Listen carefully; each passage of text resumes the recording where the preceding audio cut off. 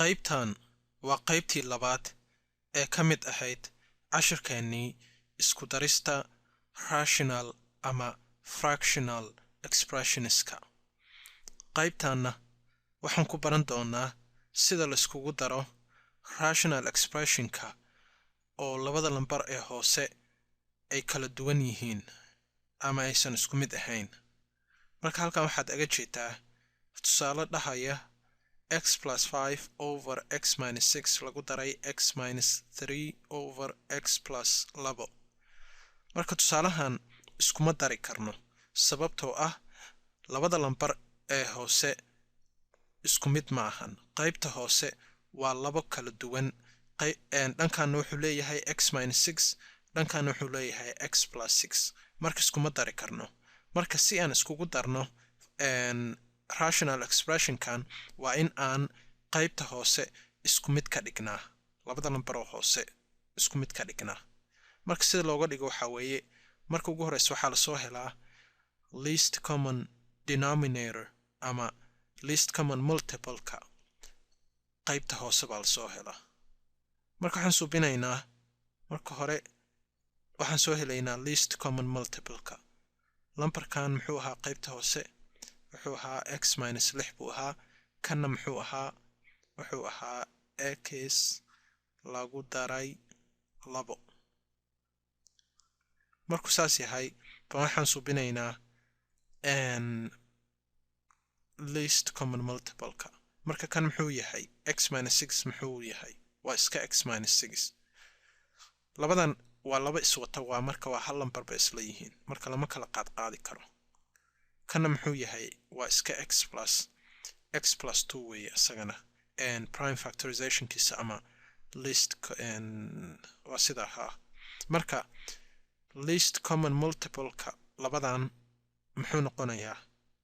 wuxuu noqonayaa labadooda buu noqonayaa oo isku dhifasho ah. marka least common multipleka mar walba waa la isku dhiftaa, taa ina ogaatid.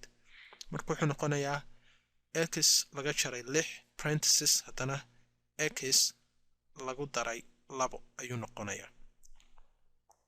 marka least common multiplekeena waa sidan parenthesis x minus 6 parenthesis x plus 2 parenthesis, saas ayuu noqonayaa. marka least common multipleka sidan waa in uu u ekaadaa lambarka hoose ee fractionkan, labada lambar ee hoose sida x minus 6ka iyo x plus 2ga waa in ay ahaadaan, labadoodaba ay ahaadaan sidan u ekaadaan si aan iskugu darna hadhowtii. markaad waxaan subinaynaa least common multiplekeedan qaadaynaa, waxaan ku dhufanaynaa, horta waan qoranaynaa oo kaadi qoranaynaa. okay, ama haa sidaas iska dheh. hadda x plus 5 buu ahaa qaybtan soo ma ahaa. qaybta hoosena wuxuu ahaa x minus 6. marka hadda waxaad ka fekertaa maxaan lambarkee ku dhufan karnaa oo u ekaysiinaa denominatorka, u ekaysiinaa ama lambarka hoose aan u ekaysiinaa LCM keena. waxaan ku dhufan karnaa lambarkaas oo ah x plus 2. haddaan ku dhufanno denominatorka hoose wuxuu ekaanayaa LCM keena oo noqonaya x minus 6 haddana x plus 2. marka waxaan suubinaynaa x plus 2 baan ku dhufanaynaa. waxaan ku dhufanaynaa x plus 2, labadoodaba waa ku dhufanaysaa x plus 2. kanna x plus 2 baa ku dhufanaysaa si uu denominatorka ugu ekaado LCM keena. haddana calaamadii plus ahayd u dhexaysay baa dhiganaysaa. qaybta kalena maxay ahayd? x minus 3 ayay ahayd. x minus 3 haddana kii lambarka hoose muxuu ahaa? x plus 2 ayuu ahaa. x lagu daray 2 ayuu ahaa. marka hadda waxaan suubinaynaa lambarkee ku dhufan karnaa x plus 2, lambarkee ku dhufan karnaa oo u ekaysiinaya denominatorka ama lambarka hoose u ekaysiinaya LCM keena. waxa u ekaysiinaya haddaan ku dhufano x minus 6 haddaan ku dhufano wuu ekaanaya. marka x minus 6 baan labada kor iyo hoosba ku dhufanaynaa. x minus 6 ku dhufo kor, x minus 6 ku dhufo hoos. markuu saas yahay, markaa saas u dhigatid baan waxaan ku wareejinaynaa parenthesis mid walba. marka waxaan dhiganaynaa lambarkii koro ahaa x plus 5 parenthesis baan ku wareejinaynaa kii kale haddana x minus 2ga parenthesis baan ku wareejinaynaa x plus 2gan ka wada parenthesis baan ku wareejinaynaa haddana lambarkii hoosaan dhiganaynaa parenthesis baan ku wareejinaynaa lambarkii hoose muxuu ahaa x minus 6 parenthesis haddana x lagu daray 2 x lagu daray 2 parenthesis haddana calaamadii ku dar aheeda u dhaxaysay marka saasuu bisitid ba haddana qaybta midig ba ayadana sidii kuwan oo kale parenthesis ku wareejinaysa marka hore waxaad dhiganaysaa calaamadii saas ahayd u dhaxaysay kor iyo hoos marka lambarkaas wuxuu ahaa parenthesis baa dhiganaysaa x minus 3 ayuu ahaa haddana kan kalena muxuu ahaa x minus 6 ayuu ahaa x minus 6 ayuu ahaa parenthesis baa ku wareejisanaysaa haddana kan kuwa hoosena parenthesis baa ku wareejinaysaa kan muxuu ahaa x plus 2 ayuu ahaa kan kalena x minus 6 ayuu ahaa x minus 6 ayuu ahaa x laga jaray 6 marka saas u qoratid hadda bal u fiirso denominatorka hoose ama lambarka hoose ee fractionka sida kan iyo kanba waxay u ekaadeen LCM kani oo ahaa sidan ayay u ekaadeen marka hadda fractionkan waan sidan ka rabnay ayaan ka dhignay marka labada lambar ee hoose isku mid ayaan ka dhignay marka hadda waxaan suubinaynaa labada lambar ee hoose ma taabanaysid laakiin kuwa kore baad distributive law ayaa suubinaysaa ama foiling marka waxaad suubinaysaa kuwa kore baad isku dhudhufanaysaa sababtoo ah parenthesiska u dhaxeeya waa isku dhufasho kuwa hoose laakiin ma sii wadayno sidoodaa ku daynaynaa iskuma dhudhufanayno parenthesiskooda aan daynayna laakiin kuwa kore parenthesiska waa in aan ka saarnaa parenthesiska kuwa kore sida kanoo kale iyo kuwaan marka si aan naga saarno waxaan suubinaynaa qaabka la iskugu dhufan jiray polynomialska qaabka la iskugu dhufan jiray ayaan suubinaynaa x baan ku dhufanaynaa x haddana x baan ku dhufanaynaa 2 haddana saas 5 baan ku dhufanaynaa x haddana 5 baan ku dhufanaynaa 2 haddeedan aqoon isku dhufashada polynomialska waxaa daawataa videoga kale oo la yiraahdo multiplication of polynomials ama isku dhufashada polynomialska daawo marka hadda waxaan suubinaynaa qaybta kore ayaan isku dhufanaynaa si aan parenthesis kaaga saarno kanna waan isku dhufanaynaa si aan parenthesis kaaga saarno marka hadda x waxaad ku dhufataa x lagu dhuftay x waa x square way x waxaad ku dhufataa 2 x lagu dhuftay 2 waa 2x way 5 waxaad ku dhufataa x waa 5x 5 waxaad ku dhufataa 2 5 lagu dhuftay 2 waa 10 haddana qaybta hoose waad dhiganaysaa iskuma dhufanaysid qaybtan hoose oo denominator kani ahaa ama lambarkii hoose ee fractionka saas markaa u dhigatid waad dhiganaysaa plus 2 ayuu ahaa markaa dhigatid calaamadii ku dartaheed baad dhiganaysaa haddana hadda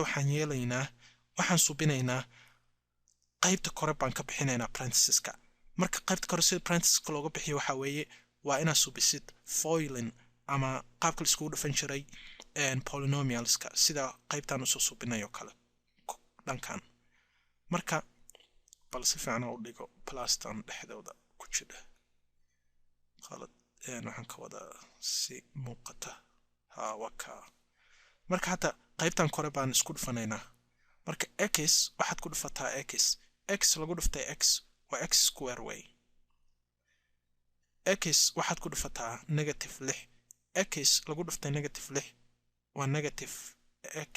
waa negative 6x negative 3 waxaad ku dhufataa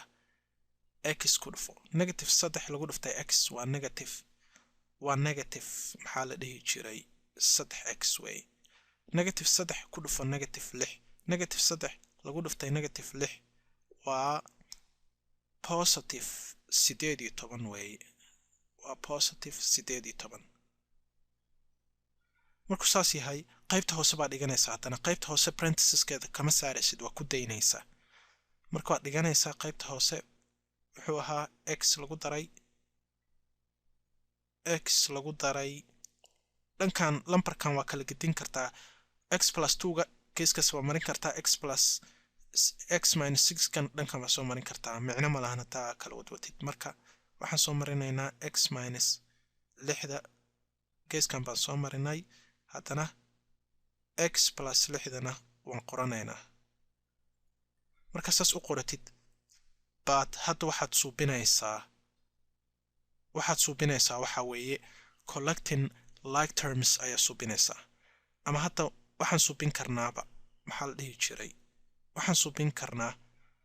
calaamad dhexda ku jirta baan intaa tirtirno oo midkaan